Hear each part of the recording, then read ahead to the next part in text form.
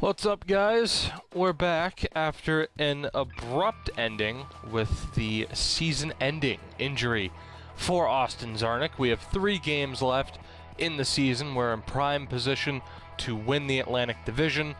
Barring winning all 3 games, we probably don't have a chance for the President's Trophy. Tyler Johnson and Sidney Crosby, the New Jersey Devils, leading the way in that race.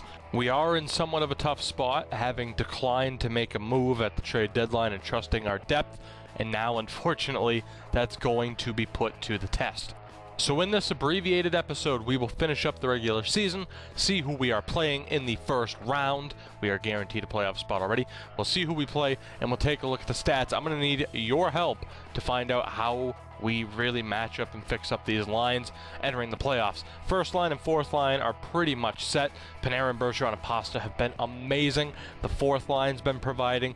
It's just really filling in the holes, particularly what do we do with Blake Spears? Do we have him on the second or third line? And who do we call up? In the meantime, I've called up Gabriel Paquin-Boudreau, who is having an amazing season down in Providence. He has 3 goals in his 9 NHL games, 54 points in 65 games down in the AHL.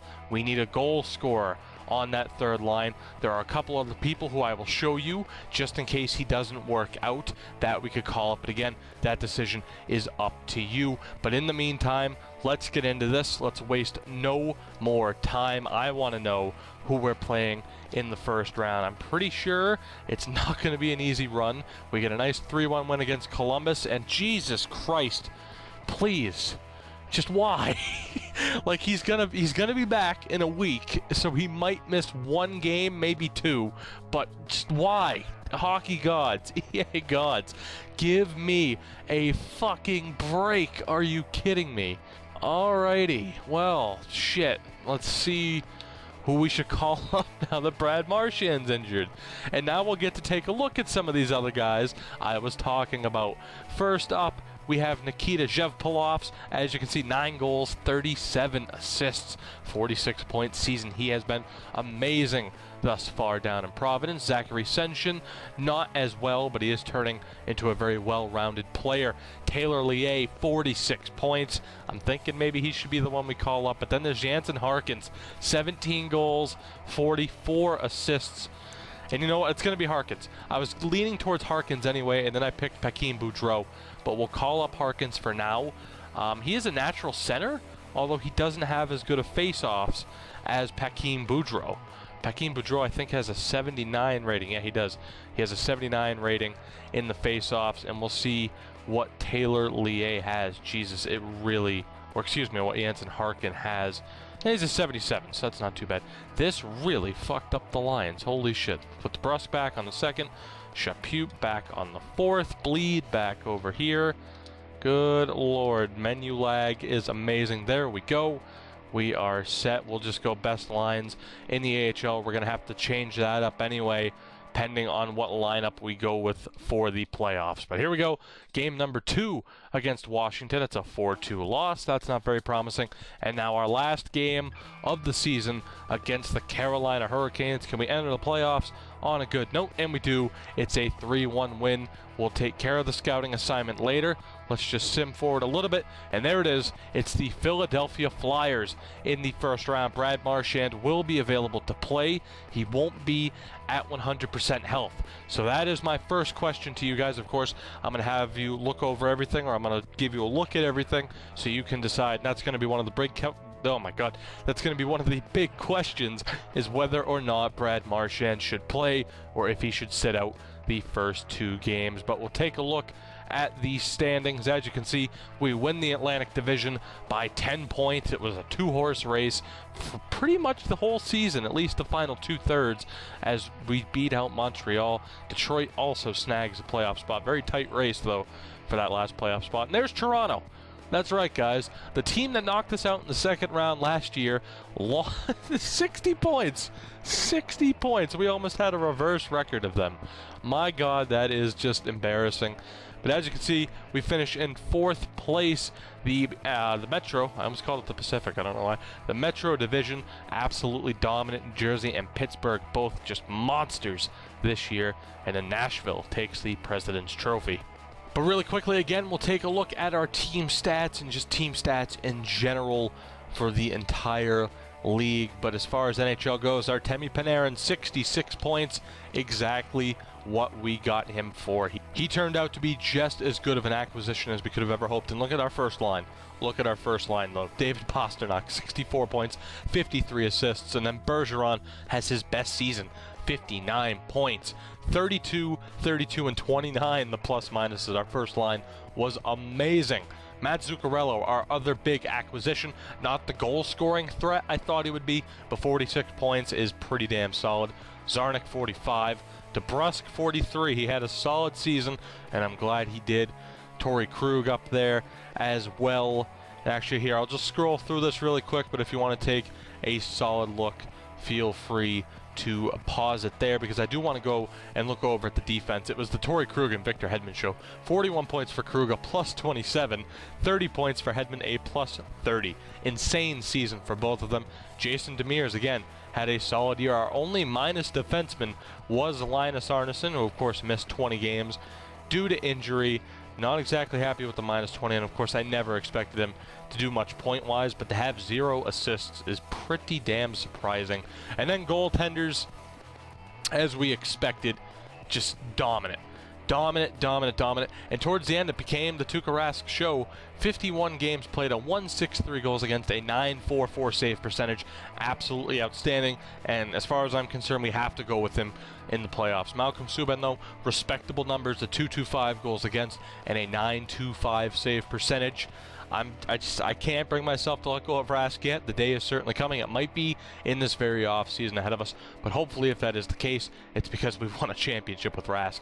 And of course, now looking league-wide, save percentage, Rask easily there for save percentage. Really, his only other true starter was Jonathan Quick, and he only had a 9.31 save percentage. And then goals against average, it's Rask as well as the only true starter. The only guy who had it lower was Anton Khudobin, who only played 5 games. Tuukka Rask was absolutely amazing this year. Absolutely incredible. We have to go with him. I'm so hesitant to let go of him, and now you know why. But we'll take a look now at the goal-scoring leader. It's not Abraham Wall. It's Jack Eichel and Vladimir Tarasenko tied at 50 apiece, 94 and a 96. Overall, absolutely incredible. And in the point race, it's Sidney Crosby barely beating out Tarasenko, 91 to 84. We don't have anybody in the point race. There's here though, Robbie Fabry, 86 overall is up there. Connor McDavid, a 94. And in terms of plus minus, we have a couple of guys who are close. Right here, Patrice Bergeron, David Pastrnak are there, Victor Hedman as well. But man, Ryan Murray, a hell of a season, a plus 37. Bolio and PK Subban there as well for Montreal, so no surprise that they had the season they did. But now that we know who we're playing in the first round, now that we've seen how the season has panned out, and actually really quick, I'll just pop up the playoff tree for a couple of seconds. Feel free to take a look. But Montreal and Detroit in the first round is the immediate matchup we have to worry about. But let's get into it. Let's go take a look at our lines and really the people who we can bring in. As far as defense goes, despite me being a little bit disappointed with Linus Arnesson, I see no reason to switch him out.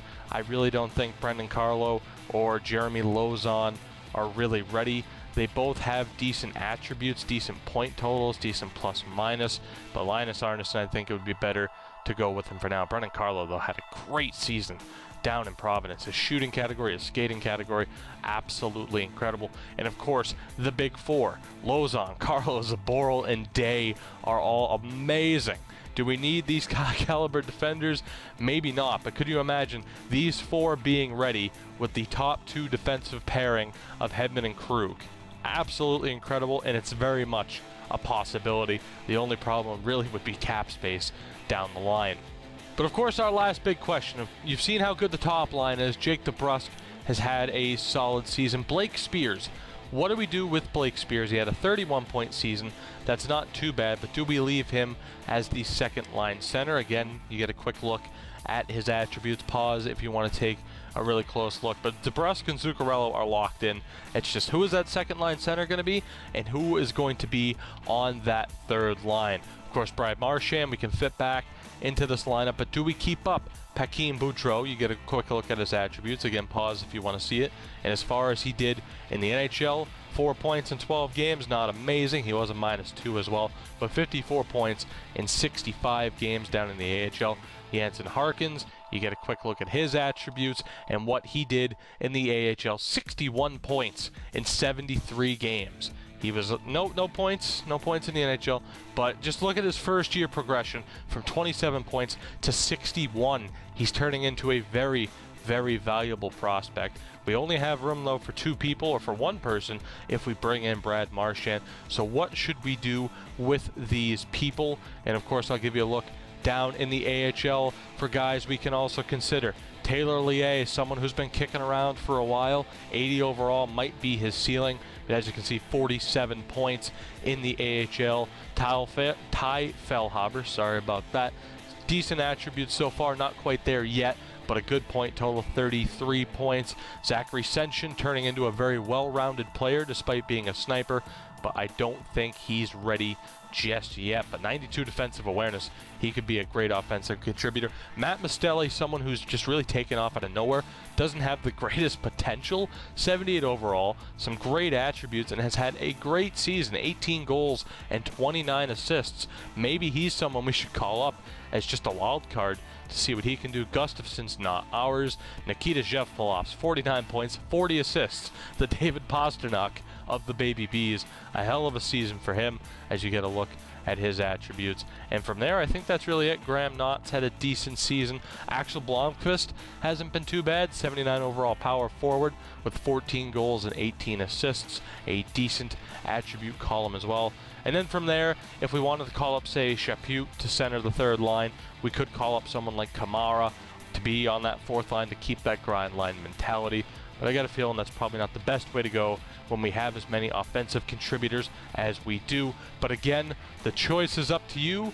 Let me know down in the comments below, what lines should we roll and where should those people slot in? Should we bring back Brad Marchand for games 1 and 2, or should we wait until he is fully healthy, which would be after those first 2 games? And what player, what young youth player should get the chance to really make an impact on this team? And just in case, name me 2 or 3 that I listed off and that I showed you there, just in case, say by game 3 or game 4, the person we choose isn't doing well, we immediately have other options to go to. But thank you guys so much for watching this abbreviated episode. Of course, if you've enjoyed, feel free to leave a like down below, subscribe for more, and I will see you all next time as we get into the playoffs again and can hopefully make a strong playoff push this season. If we don't win the cup, it's coming soon, but damn it, I hope it's this year. The only way to find out is to watch the next episode. I'll see you all next time.